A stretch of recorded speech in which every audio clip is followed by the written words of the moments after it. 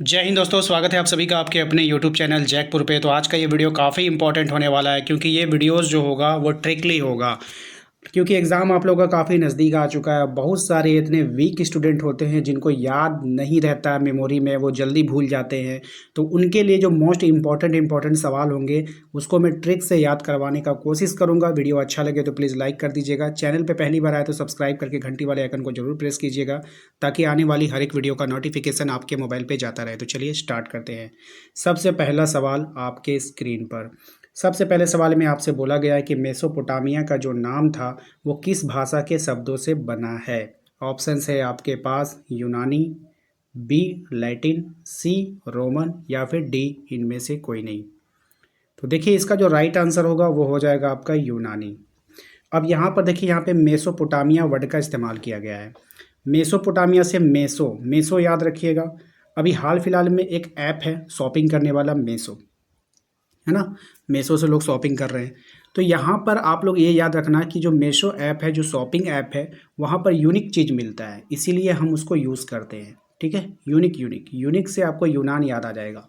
ठीक है, मेशो से मेशो ऐप याद कर लीजिएगा, दिमाग में बैठा लीजिए, और वहाँ पे क्या मिलता है, यूनिक यूनिक चीज़ मिलता है, तो यूनानी आपको याद आ जाएगा। ठीक है, आइए इंग्लिश वाले जो बच्चे हैं वो इंग्लिश वाले सवाल पे ध्यान देंगे। ठीक है ना। हम हिंदी वाले बच्चों को बता रहे हैं, सिकंदर ने बेबीलोन को कब जीता था। ठीक है, तो सिकंदर ने बेबीलोन को कब जीता। ऑप्शन है आपके पास 331 ईस्वी सन में, 331 ईस्वी पूर्व में, 531 ईस्वी सन में या फिर 712 ईस्वी पूर्व में। तो इसका राइट आंसर हो जाएगा ऑप्शन नंबर बी, 331 ईस्वी पूर्व में। ठीक है, तो इसको ना याद करने का सबसे आसान तरीका यही है कि यहाँ पर भी 331 है, यहाँ पर भी 331 है। 331 तो होगा, ये आपको याद है। फंसोगे आप कहाँ, ईस्वी सन में और या फिर ईस्वी पूर्व में। तो देखिए यहाँ पर ट्रिक से याद कर लीजिएगा, पूर्व से पूजा पाठ। ठीक है, तो जब कोई चीज़ जीतता है ना, तो लोग क्या करते हैं, पूजा पाठ वगैरह करवाते हैं। हाँ भाई, मैंने ये सफलता हासिल कर ली, मैंने ये जीता है, तो लोग पूजा पाठ वगैरह करवाते हैं।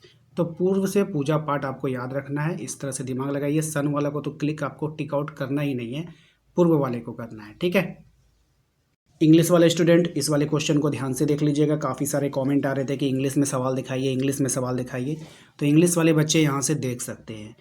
अगला सवाल है आपका कि दिनारियस क्या था। स्वर्ण का सिक्का था, चांदी का सिक्का था, तांबा का सिक्का था, इनमें से कोई नहीं। इंग्लिश वाले बच्चे यहाँ पे क्वेश्चन देख पा रहे होंगे। ठीक है, तो इसका जो राइट आंसर हो जाएगा वो हो जाएगा आपका ऑप्शन नंबर बी, चांदी का सिक्का। ठीक है, अब देखिए इसके नाम में ही, इसके क्वेश्चन में ही इसका आंसर का नाम छिपा है। अगर आप ध्यान से देखोगे, चांदी। ठीक है, चांदी। ठीक है, अब यहाँ पे देखो दिन। ठीक है, अगर हम इसको उल्टा पढ़ें, दिन, यहाँ पे चंद्र बिंदु 9 का काम करेगा तो दिन, है ना, दिनारियस, और आकार भी लगा हुआ है तो दिना हो गया। तो यहाँ पर अगर आप देखोगे ध्यान से, अगर एक बार इमेज इसका सेट कर लोगे माइंड में कि दिनारियस, तो यहाँ पर भी आप देखोगे दिन, दिना। ठीक है, तो एक तरह से यहाँ पे माइंड पे आप सेट कर सकते हो कि चांदी का सिक्का।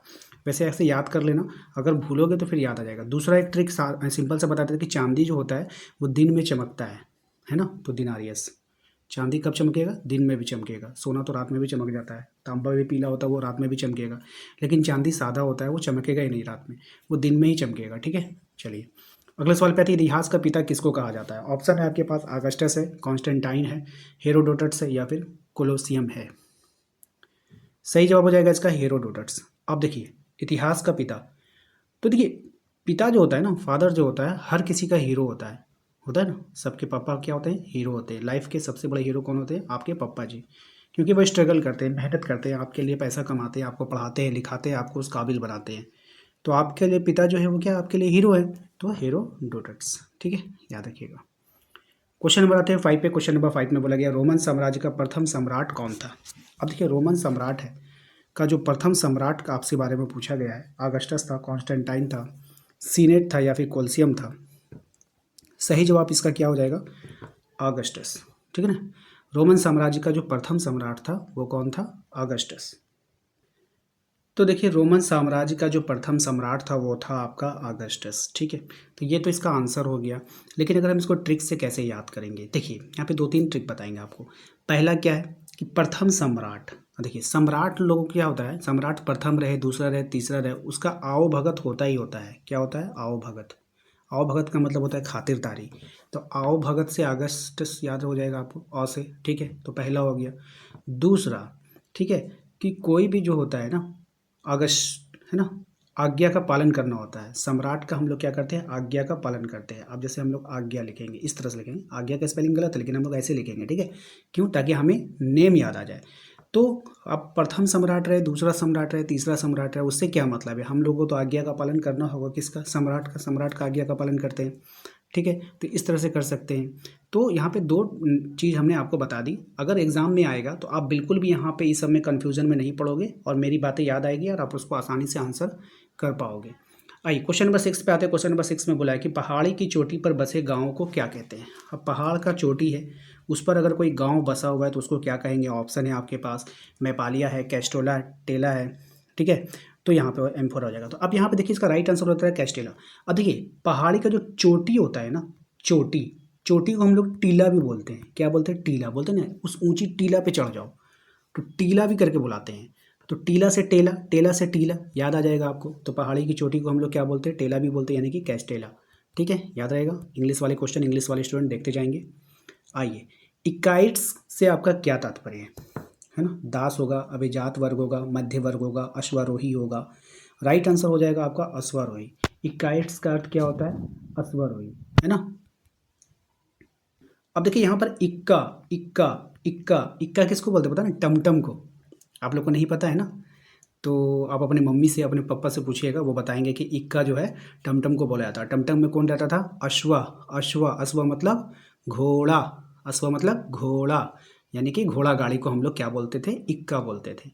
तो इक्का, इक्काइट्स, इक्का, इक्काइट्स से क्या तात्पर्य है? तो अश्वारोही, ठीक है, यानी घोड़ा गाड़ी, ठीक है। आप पूछ लेना, बड़ों से पूछोगे तो याद आएगा, पूछना चाहिए, ठीक है। तो आप अपने घर में पूछिएगा, सब लोग बताएंगे कि हाँ इक्का बोलते थे उसको।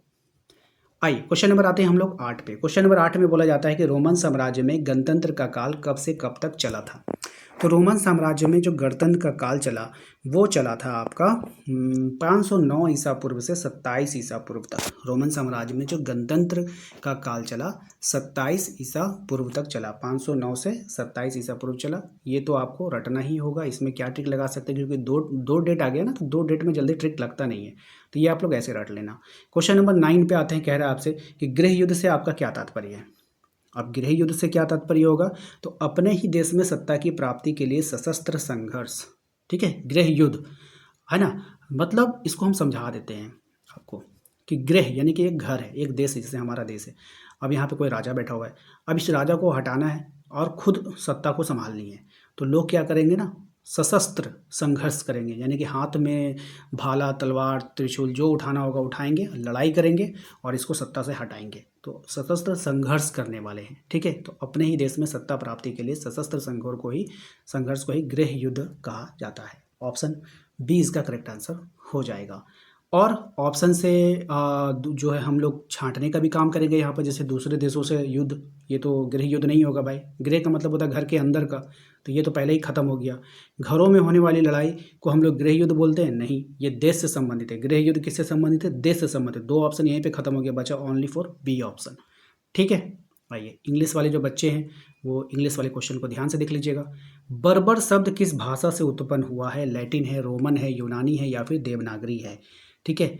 तो बर्बर शब्द किस भाषा से उत्पन्न हुआ है?